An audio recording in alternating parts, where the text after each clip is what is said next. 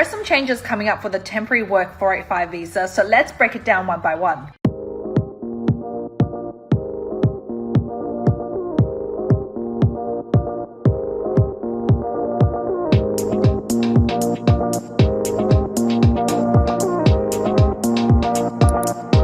First of all, remember there's lots of different streams for this visa, but I'll explain each one. So first of all, for the 485 visa under the graduate work stream, for the 1st of July 2023, you will only be able to apply if you have a qualification relevant to an occupation on the medium-term list. Secondly, you'll need to apply for a provisional skills assessment for purposes of this 485 visa. So if you've studied like a diploma of leadership and management and advanced diploma, you probably wouldn't qualify for the 485 anymore after the 1st of July 2023. Second of all, this is relevant for 485 visa applicants under the post-study work stream. So that means you must have met the Australian study requirements and have studied a bachelor degree or higher.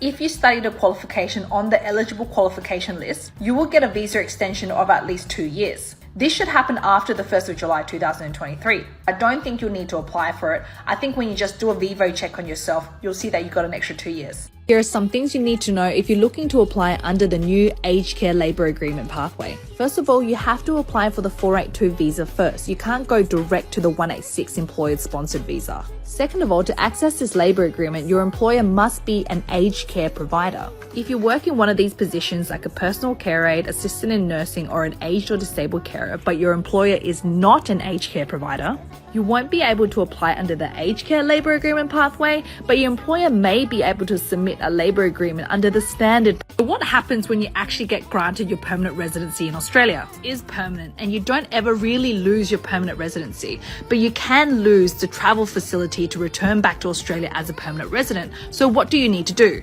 If you look at your visa grant, you'll see that that travel facility actually expires every 5 years. So you do need to renew that, especially if you're traveling in and out of Australia. The main requirement is you must be living in Australia for 2 years out of every 5 years. If you don't meet those requirements, then you'll need to demonstrate substantial ties to Australia, and you may only get the travel facility renewed for only 1 year at a time. We once had a client who was granted his PR and then he left Australia for 46 years. He decided to come back to Australia, but he needed to come back on a tourist visa. When he came to Australia, we lodged an application for a resident return visa, but we had to demonstrate compelling reasons. So even if you've been away from Australia for a long time, there are still ways to reinstate your resident return visa. 25th of May, there was an invitation round for the 189 visa.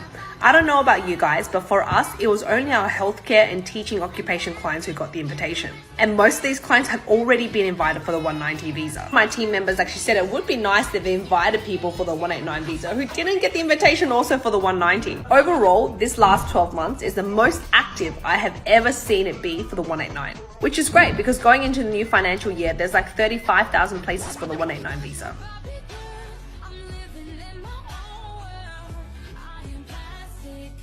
Call me classic, you can't touch me.